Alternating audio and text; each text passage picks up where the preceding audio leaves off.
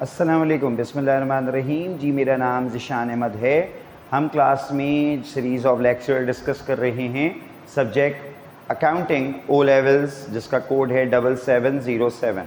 हम यहाँ पे financial statement without adjustment class में डिस्कस कर रहे हैं। ये सीरीज़ ऑफ लेक्चर का लेक्चर नंबर 5 है। इससे पहले हम यहाँ पे 4 लेक्चर डिस्कस कर चुके हैं।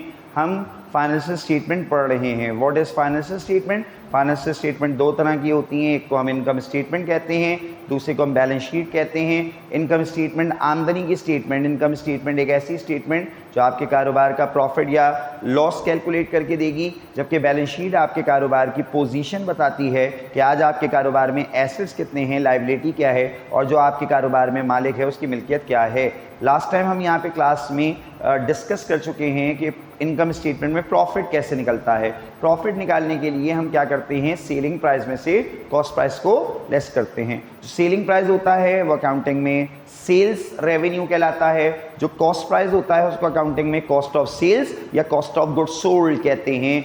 दोनों बिल्कुल सही हैं, जो आप नाम लिखना चाहें, कहना चाहें, कह सकते हैं।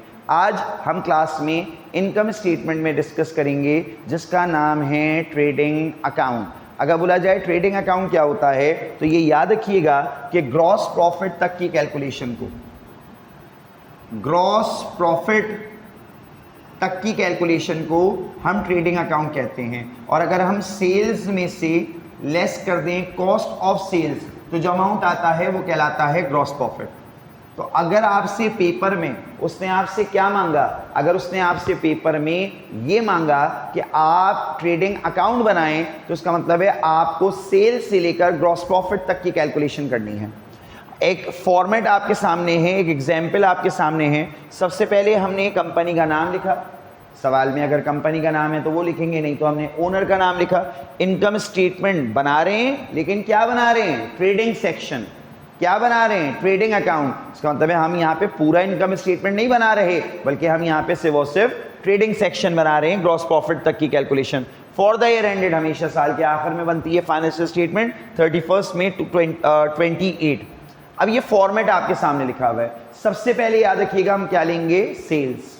सेल्स क्या है आपका, रेवेन्यू। सबसे पहले हमने यहाँ पे लिया सेल्स। सेल्स आपके पास कितना है, 95,700 हम एज्यूम कर लेते हैं। सेल्स याद रखिएगा प्रॉफिट निकालने के लिए वो लेंगे जो नेट होगा। अगर आप नेट प्रॉफिट मालूम करना चाहते हैं तो सेल्स में से हम यहाँ पे हर उस चीज़ को लेस करेंगे जो पैसा में नहीं मिलता। सेल में से एक चीज़ आपको कभी नहीं मिलती, जिसको हम क्या कहते हैं, सेल्स रिटर्न। सेल्स रिटर्न यानी कि बेचा हुआ माल वापस आ गया। इसका एक और नाम होता है, याद रखिएगा, रिटर्न इनवर्ड्स। अगर सेल रिटर्न की जगह रिटर्न इनवर्ड लिखा हुआ है तो ये सेल रिटर्न का दूसरा नाम होता है, यानी कि बेचा हुआ माल वापस आ गया। आपने कितने का माल बेचा था, 95,700, उसमें कितने का माल वापस कर दिया। जो मैंने माल बेचा था उसमें 1,000 का माल खराब निकला, कस्टमर ने पास नहीं रखा, वापस कर दिया, 1,000 का माल वापस आ गया। अगर 95,700 में 1,000 का माल वापस आ गया तो मैंने फाइनली कितना कमाया, जवाब है 94,700। जो फाइनली आप कमाते हो इसको हम क्या कहते हैं, नेट सेल्स। नेट सेल्स का मतलब फाइनल सेल। नेट सेल्स का मतलब आपकी सेलिंग प्राइस, यानी कि फाइनली जो आपने बेच के कमाया। तो आपका 94,700 आपका आ गया सेलिंग प्राइस। अब अगर आप प्रॉफिट मालूम करना चाहते हैं तो सेलिंग प्राइस में से कॉस्ट प्राइस को क्या करेंगे, लेस करेंगे। कॉस्ट प्राइस अगर गिवन है तो सही है, नहीं तो आपको पहले निकालना पड़ेगा। हम यहाँ लेस कॉस्ट ऑफ सेल की हेडिंग डालेंगे। हमने कॉस्ट ऑफ सेल की हेडिंग डाली। अब कॉस्ट ऑफ सेल की हेडिंग डालने के बाद कॉस्ट ऑफ सेल कैसे निकलता है, प्रीवियस लेक्चर में मैंने आपको निकालना सिखाया। ये आपके पास गिवन है कंप्लीट फॉर्मेट, ये आपके पास गिवन है कंप्लीट फॉर्मेट। अगर आप कॉस्ट ऑफ सेल निकालना चाहते हैं तो सबसे पहले लेंगे ओपनिंग इन्वेंट्री, यानी कि वो माल जो पहले से मौजूद है। जो माल आपके पास पहले से मौजूद होता है वो कहलाता है बिगिनिंग इन्वेंट्री, वो कहलाता है ओपनिंग इन्वेंट्री। फर्स्ट कर लेते हैं, पहले से हमारे गोदाउन में माल कितना मौजूद है, 7,100। जो माल आपके पास पहले से मौजूद है ये आपके पास क्या कहलाएगा, ओपनिंग इन्वेंट्री। अब इस माल को देख के मैंने सोचा, देखिए अमूमन जो वैल्यूज आती हैं वो 3 कॉलम्स में आती हैं। मैं यहाँ लाइंस ड्रॉ कर देता हूं ताकि आपको विजिबल हो कि कौन सा अमाउंट किस कॉलम में रिकॉर्ड कर रहे हैं। याद रखिएगा इन कॉलम्स का नाम कोई नहीं होता। मैंने टॉप पे डॉलर्स के निशान बना दिए, इसका मतलब है यहाँ जो भी वैल्यूज हैं वो डॉलर्स में है। हमने यहाँ सेल्स लिखा सेकंड कॉलम में, इसमें से सेल रिटर्न लेस किया, लेस करने के बाद जो अमाउंट आया वो लिखा फर्स्ट कॉलम में। आपको पहले कॉस्ट ऑफ सेल निकालना है। पहले हम क्या देखेंगे, गोदाम में कितना माल मौजूद है। फर्ज कर लेते हैं पहले से गोदाम में कितना माल मौजूद है, 7100। ये हम प्रीवियस लेक्चर्स में पढ़ चुके हैं। अगर आपने प्रीवियस लेक्चर्स नहीं पढ़े तो आप सीरीज ऑफ लेक्चर के प्रीवियस लेक्चर्स देखें, आपको ज़्यादा बेहतर तौर पे यहाँ पे पहले समझ में आएगा, क्योंकि मैंने प्रीवियस क्लास में हर मेथड को, हर वैल्यू को अलग अलग कैलकुलेट करके दिखाया है। अगर फर्स्ट ईयर में आप बैठे हुए हो तो कॉस्ट ऑफ सेल्स कैसे निकलेगा, सेकेंड ईयर में बैठे हुए हो तो कॉस्ट ऑफ सेल्स कैसे निकलेगा, कुछ चीज़ें इंप्लीमेंट होंगी तो कॉस्ट ऑफ सेल्स कैसे निकलेगा, ये सारी चीज़ें।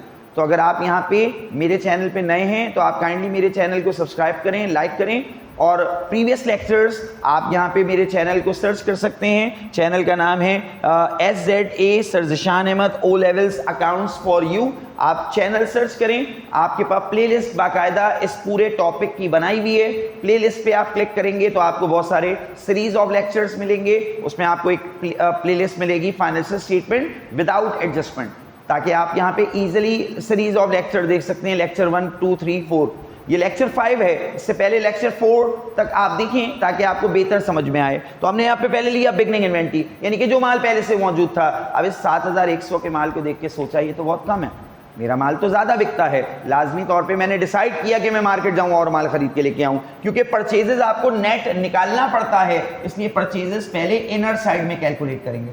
दैट्स वाई परचेजेस की सारी कैलकुलेशन थर्ड कॉलम में होगी। हमने यहाँ पे सबसे पहले लिया परचेजेस।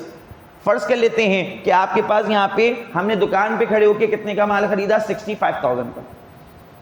जो मैंने माल खरीदा उसमें से आपके पास यहाँ पे 500 रुपए का माल खराब निकला, पास नहीं रखूंगा, वापस कर दूंगा। मैंने 500 का माल क्या कर दिया, वापस कर दिया। देखिए दो सूरतें हैं, या तो पहले सारे एड्स अमाउंट ले लें बाद में सारे लेस, या तो पहले सारे लेस करें अमाउंट्स बाद में ऐड, दोनों सही हैं। जब मैं आइंदा आने वाली क्लासेस में आपको यहाँ पे फॉर्मेट करवाऊंगा तो मैं पहले ऐड करवाऊंगा बाद में लेस करवाऊंगा, लेकिन यहाँ पे इस फॉर्मेट के मुताबिक पहले हम फाइनली परचेज निकाल रहे हैं, फिर उसके बाद हम ऐड अमाउंट्स कर रहे हैं। हमने यहाँ पे परचेज देखा, हमने दुकान पे खड़े होकर कितने का माल खरीदा, 65,000 का। जब लेके आए 500 का माल खराब निकला, वापस कर देंगे। जब खरीदा हुआ माल वापस करते हैं तो उसको हम क्या कहते हैं, परचेज रिटर्न, या फिर याद रखिएगा इसका एक और नाम होता है रिटर्न आउटवर्ड्स। अगर आपको रिटर्न आउटवर्ड लिखा हुआ नजर आए तो ये परचेज रिटर्न का दूसरा नाम होता है। जो मैंने माल 65,000 का खरीदा उसमें 500 का माल खराब निकला, वापस कर दिया, ये मुझे लाजमी तौर पे पैसा देना नहीं पड़ेगा। तो फाइनली कितना देना पड़ेगा, 64,500। इसको कोई नाम नहीं दिया जाएगा। फिर यहाँ पे मैंने यहाँ पे चेक किया कि मालिक ने अपने जाती इस्तेमाल के लिए गुड्स $300 का घर लेके गया। अगर मालिक जाती इस्तेमाल के लिए इन्वेंट्री निकालेगा तो वो जो पैसा मालिक जाती इस्तेमाल के लिए निकलवाता है उसे हम क्या कहते हैं, ड्राइंग। तो goods for own use, owner ने अपने जाती इस्तेमाल के लिए इन्वेंट्री निकाला और घर ले गया, वो है तो ड्राइंग, लेकिन कम तो होगी इन्वेंट्री। लाजमी तौर पे इन्वेंट्री उतनी क्या हो गई होगी, कम। बताएं कितने का माल मैंने खरीदा था, 64,500 रुपए का, $500 का, उसमें $300 का माल घर ले गया मालिक, हटा दें तो बताएं फाइनली कितना माल बचा, 64,200 का। कितने का माल बचा, $64,200 का। ये आपका क्या है, ये आपका टोटल खरीदा हुआ माल है। अब फिर लाजमी तौर पे जब माल खरीदा तो कंधे पे रख के नहीं लेके आएंगे, गाड़ी पे रख के लेके आएंगे। गाड़ी वाले को पैसा अपनी जेब से नहीं देंगे, बल्कि कॉस्ट में क्या कर देंगे, ऐड। हर वो खर्चा जो माल खरीदने पे दिया जाता है वो मालिक अपनी जेब से नहीं देता बल्कि कॉस्ट में ऐड कर देता है। बहुत सारे खर्चे होते हैं, याद रखिएगा, जो कॉस्ट में ऐड होते हैं। अमूमन सिर्फ और सिर्फ ट्रांसपोर्टेशन आता है, जिसका एक और नाम कैरेज इनवर्ड, इसका एक और नाम कार्टेज, या फिर लिख के देगा ट्रांसपोर्टेशन के नाम से।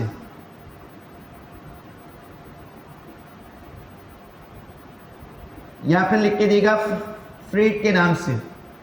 कुछ भी लिखा हो, सब एक ही चीज के नाम है। मैंने माल खरीदा, कंधे पे रख के लेके नहीं आया, गाड़ी वाले पे रख के लेके आया, गाड़ी वाले को 1,500 रुपए देने पड़े। ये आप अपनी जेब से नहीं दोगे बल्कि कॉस्ट में क्या कर दोगे, ऐड। सिंपल एग्जांपल है, मैंने एक फर्नीचर खरीदा जो कि आपके पास यहाँ पे 2 लाख का है, उसमें मैंने 10,000 गाड़ी वाले को दिया। जब मैं फर्नीचर अपने घर लेके आ गया तो मैं क्या बोलूंगा, ये फर्नीचर 2 लाख का पड़ा या 2,10,000 का पड़ा? मैं बोलूंगा ये फर्नीचर 2,10,000 का पड़ा। हर वो खर्चा जो माल खरीदने पे दिया जाता है वो मालिक अपनी जेब से नहीं देता, कॉस्ट में क्या कर देता है, ऐड। तो हम इसमें ऐड कर देंगे किसको, कैरेज इनवर्ड को। क्या है आपका 1500 रुपए दिया भाई, फाइनली कितने का माल खरीदा था 64,200 का, उसमें 1500 रुपए गाड़ी वाले को दिया, ऐड कर दें। फाइनली कितना खरीदने पे खर्चा आया 65,700। जब फाइनली परचेजेस निकल गया तो उसको रिकॉर्ड करेंगे सेकंड कॉलम में बिगिनिंग इन्वेंटरी के नीचे। यानी कि ये जो माल फाइनली खरीदा वो 65,700 का खरीदा। ये जो फाइनली माल खरीदा इसको हमने यहाँ पे क्या किया, अपने गोदाउन में डाल दिया। बताएं गोदाउन में पहले से कितना माल मौजूद था 7,100, अभी कितना खरीदा 65,700। जो पहले वाला माल है उसमें अभी वाले माल को क्या कर देंगे, ऐड। इसका मतलब है $7,100 का माल पहले से गोदाउन में मौजूद था, 65,700 का माल अभी खरीदा। इसका मतलब है फाइनली कितना माल हो गया गोदाउन में 72,800 का। क्या करने के लिए, बेचने के लिए। इस अमाउंट को कहते हैं available for sale, goods available for sale, यानी कि इतना माल बेचने के लिए दस्तयाब है। इसको कोई नाम नहीं दिया जाता, अगर नाम लिखना चाहें तो यहां लिख सकते हैं गुड्स अवेलेबल फॉर सेल, यानी कि इतनी लागत का माल हमारे गोदाउन में मौजूद है, हमारी दुकान पे मौजूद है, हमारी फैक्ट्री में मौजूद है बेचने के लिए। अब मैं माल बेचता गया, माल जाता गया, कितना बिका ये नहीं मालूम, लेकिन ये गोदाउन मेरा है। मैंने अपने बचे हुए माल को देखा, ये गोदाउन मेरा है, इसमें मेरे रिमेनिंग माल को देखा। जो मैंने अपने रिमेनिंग माल को देखा तो पता चला 7,600 का माल बच गया। जो माल बच जाएगा बेचने के बाद वो क्या कहलाएगा, क्लोजिंग इन्वेंटरी। वो क्या कहलाएगा, एंडिंग इन्वेंटरी। आखिर में कितना माल बच गया 7,600। भाई कितना माल बेचने के लिए दस्तयाब था 72,800, कितने का माल बच गया 7,600। टोटल में जो बच गया हटा दो, बिकावा आ जाएगा। टोटल में जो बच गया हटा दो, बिकावा आ जाएगा। आपका 72,800 में 7,600 का माल बच गया। जो माल बच गया उसे हटा दें, कितना बिक गया 65,200। जो माल बिक गया वो कहलाएगा cost of sales. Cost of sales का मतलब है कॉस्ट प्राइस। अब बताएं 65,200 का माल 94,700 में बेचा, कम का माल ज्यादा में बेचा। मेरी लागत माल को बेचने पे कितनी आई 65,200, मैंने बेचा कितने में 94,700। मैंने कम का माल ज्यादा में बेचा। अगर मैंने कम का माल ज्यादा में बेचा, बताइए फायदा होगा नुकसान, फायदा। सर आप कम की चीज अगर ज्यादा में बेचेंगे तो आपको फायदा होगा। कितना फायदा होगा, आप 94,700 में लेस करेंगे, किसको 65,200 को लेस करें, जो अमाउंट आएगा वो कितना आएगा 29,500। जो फाइनली अमाउंट 29,500 आएगा वो कहलाएगा gross profit. This is called trading account. किसे कहते हैं ट्रेडिंग अकाउंट, ग्रॉस प्रॉफिट तक की कैलकुलेशन को। इसके आगे हम नेक्स्ट क्लास में पढ़ेंगे प्रॉफिट एंड लॉस अकाउंट, यानी कि उसमें क्या होगा, वो कंप्लीट इनकम स्टेटमेंट होगा। यहां पे ग्रॉस प्रॉफिट तक का काम यही होगा। अगर हम ग्रॉस प्रॉफिट में से अपने एक्सपेंसेस को, अपने ऑपरेटिंग एक्सपेंसेस को हटा देंगे तो नेट प्रॉफिट या प्रॉफिट फॉर द ईयर आ जाएगा। वो नेक्स्ट क्लास में डिस्कस करेंगे। होप सो आपको यहाँ पे ये लेक्चर समझ में आया होगा। आप काइंडली अगर मेरे चैनल पे नए हैं तो मेरे चैनल को सब्सक्राइब करें। चैनल का नाम है SZA sir Zeeshan Ahmed accounts for you, O levels accounts for you. आप ये सर्च करें, सीरीज ऑफ लेक्चर आपको तमाम की तमाम पूरी की पूरी ओ लेवल्स अकाउंटिंग के मिलेंगे। और अगर आपको यहाँ पे वीडियो पसंद आए तो अपने दोस्तों के साथ भी शेयर करें, ताकि जैसे आपने फ़ायदा उठाया वैसे दूसरे भी उस फ़ायदा उठा सकें। वीडियो पसंद आए तो लाइक करें, सुपर थैंक्स का ऑप्शन है उसको यहाँ पे क्लिक करें, ताकि यहाँ पे आगे और बेहतर से बेहतर आपको यहाँ पे वीडियो बना के प्रोवाइड की जा सके। होप सो आपको ये लेक्चर समझ में आया होगा। नेक्स्ट लेक्चर पे इसके आगे मिलते हैं, तब तक अल्लाह हाफ़िज़।